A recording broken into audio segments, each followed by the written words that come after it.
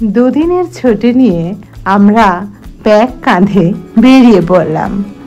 উত্তর দিনাজপুর থেকে আজকে আমাদের ট্রেন। বিকেল 4টের রাধিকাপুর থেকে শিলিগুড়ি ইন্টারসিটি এক্সপ্রেসে করে আমরা যাচ্ছি। 5 ঘন্টার সফরে আমরা পৌঁছালাম শিলিগুড়ি স্টেশনে। সেখান থেকে টোটো মারফতে আমরা পৌঁছে গেলাম নিউ জলপাইগুড়ি স্টেশনে, আর ট্রেন চলল কারসেডে। আমরা পৌঁছেছি নিউ জলপাইগুড়ি। এরপর ডিনার সেরে আমরা সোজা উঠে পড়লাম কার্শিয়াংয়ে। সেখানে আগে থেকেই আমাদের হোটেল বুক করা ছিল। 2 কাপ উষ্ণ চায়ের সাথে আমরা স্বাগত হলাম। পরের দিন সকালবেলাও শুরু হলো 1 কাপ চায়ের সাথে, সঙ্গে রইল চা বাগানের প্রাকৃতিক সৌন্দর্য। আমরা ব্রেকফাস্ট সারলাম। ব্রেকফাস্টে রইল পুরি আর ফুলকপি আলুর তরকারি, আর সঙ্গে শীতের আমেজ। এরপর আমরা বেরিয়ে পড়লাম, আর এটা হলো আমাদের হোটেলের চারিপাশ।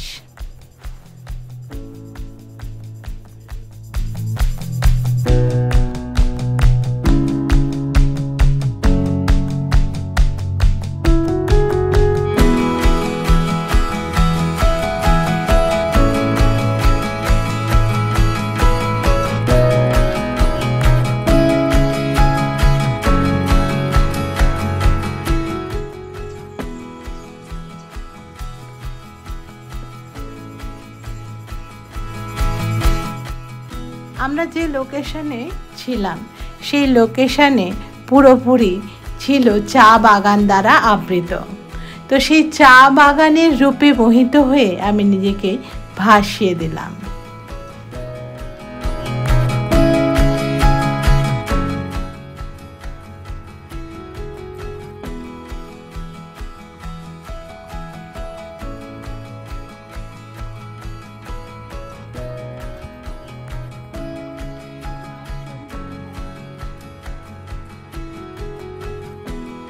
হোটেলের নাম এবং কন্ট্যাক্ট নাম্বার রইল আমার ইনবক্সে। এরপর আমরা বেরিয়ে পড়লাম কার্শিয়াং স্টেশনের দিকে। পথে দেখা মিলল আমাদের পূর্বপুরুষদের সাথে, পুরো ফুল ফ্যামিলি সমেত। তো যাই হোক, আমরা এখন কার্শিয়াং স্টেশনে এসেছি একটাই উদ্দেশ্য নিয়ে, কিভাবে লেপচা জগৎ যাব সেটারই খোঁজ খবর নিতে। সমস্ত ইনফরমেশন নিয়ে আমরা ফিরলাম হোটেলে। সেখান থেকে ফ্রেশ হয়ে লাঞ্চ সেরে আবার বেরিয়ে পড়লাম। আমরা শেয়ার ট্যাক্সিতে করে পৌঁছালাম কার্শিয়াং থেকে দার্জিলিংয়ে। দার্জিলিং থেকে ধরলাম সুখিয়া পোকরির গাড়ি। সুখিয়া পোকরির গাড়ি লেপচা জগৎ হয়েই যায়। আরেকটি পথ আছে, সেটা হলো ঘুম থেকে যাওয়া যায়। কার্শিয়াং থেকে ঘুম থেকে সুখিয়া পোকরির অনেক গাড়ি আছে, সেই গাড়িগুলো ধরলেও হবে। কার্শিয়াং থেকে দার্জিলিংয়ে শেয়ার ট্যাক্সিতে পড়লো 250 টাকা, আর দার্জিলিং থেকে লেপচা জগৎ 70 টাকা। এই ছিল আমাদের খরচ। গরম চা আর পকোড়ার সাথে আমাদের লেপচা জগতের হোমস্টের লোকেরা স্বাগত জানালেন। কার্শিয়াং থেকে এখানে আসতে আমাদের সময় লাগলো 3 ঘন্টা মতো। আমরা এখন লেপচা জগতে রয়েছি, আর এটাই আমাদের হোমস্টে। তার ছাদেই দাঁড়িয়ে আছি। পুরো কুয়াশা, দেখতেই পাচ্ছেন, কিছুই দেখা যাচ্ছে না। রাত্রিবেলাও হয়ে গেছে, দেখা অসম্ভব ব্যাপার। তো যাই হোক, এই বেশ ঠান্ডা আছে, রীতিমতো জ্যাকেট বার করে পরতে হলো। সময়ে প্রচুর ফুল ফোটে, তাই আমাদের হোমস্টের সামনেও প্রচুর ফুলের গাছ দেখতে পেলাম। সেই মুহূর্তগুলো ক্যামেরা বন্দি করলাম। সন্ধেবেলায় খেলাম গরম গরম মোমো। তারপরে উঠল ভয়ানক সেই ঝড়। তুষারপাত হয়নি যদিও, কিন্তু বেশ ঠান্ডা হাওয়া বইছিল। যতটা মুহূর্ত পারলাম ক্যামেরা বন্দি করলাম এবং সেটাই আপনাদের সাথে শেয়ার করছি।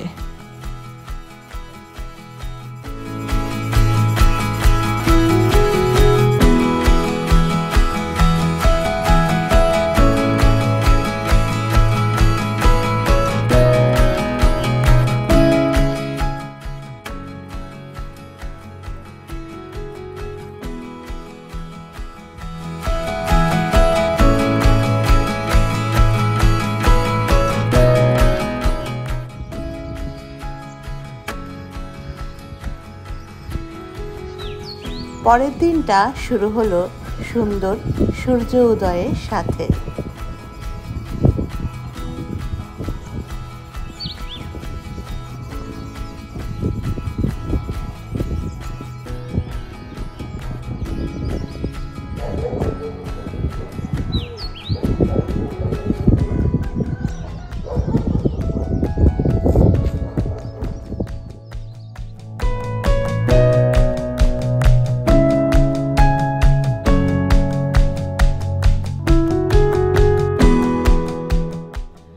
আলো আঁধারের মায়াবী খেলায় আজও অকৃত্রিম শৈলশহর দার্জিলিং। এই আলো, এই মেঘ, এই তো হঠাৎ নামলো বৃষ্টি। সনসনে হাওয়ায়, কনকনে ঠান্ডায় এখনো আগের মতোই সেই মায়াবী শৈলশহর। পাহাড়ের গায়ে রয়েছে পাইন, ফার আর ওক, সঙ্গে রয়েছে রডোডেনড্রন ফুল।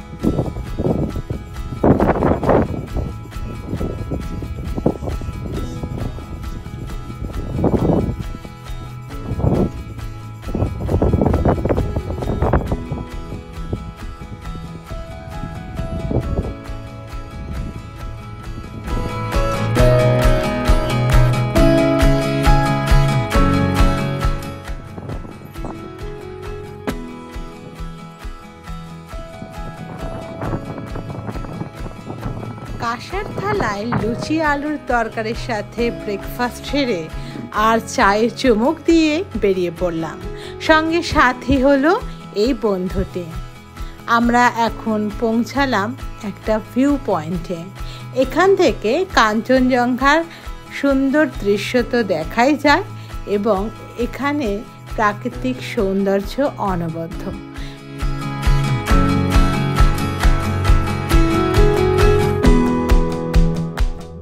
মাসটা ছিল এপ্রিল মাস, তাই উপরি পাওনা হিসাবে পেলাম রডোডেনড্রন ফুলের সৌন্দর্য আর ম্যাগনোলিয়ার সুগন্ধ।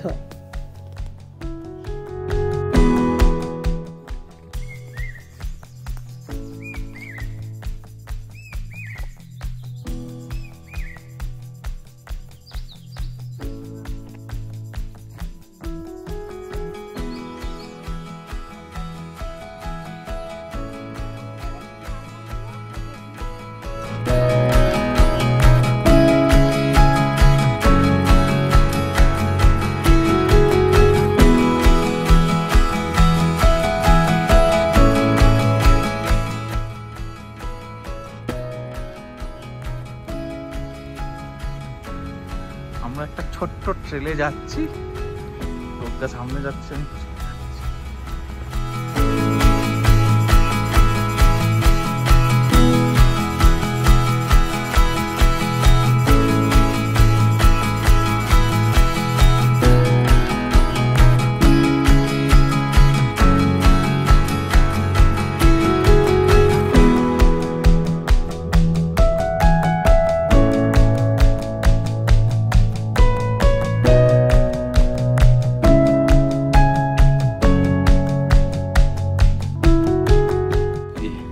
আমরা হাঁটতে হাঁটতে একটা ছোট্ট শ্মশানে চলে এসেছি।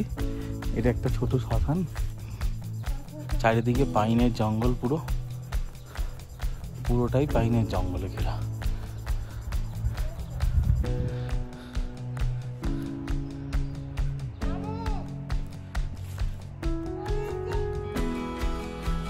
লোকটা ওখানে দাঁড়িয়ে আছে, ভয় পাচ্ছে, বলছে এই জায়গাটা ওর কাছে খুব ভয় লাগছে।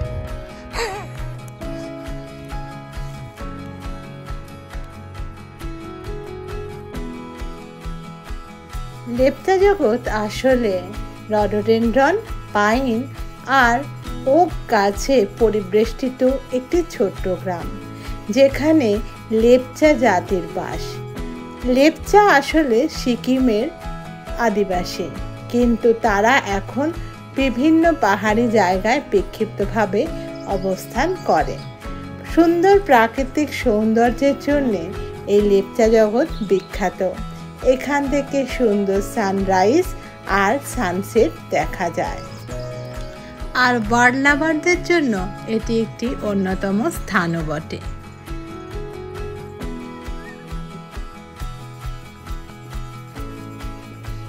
সকালের 3 থেকে 4 ঘন্টা আমরা বাইরেই কাটালাম।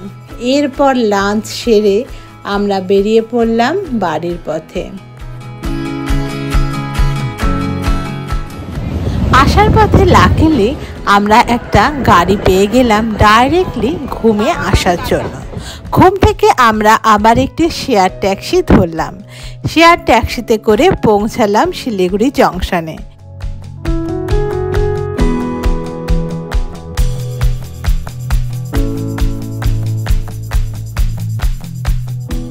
তারপর ওখান থেকে বাড়ি।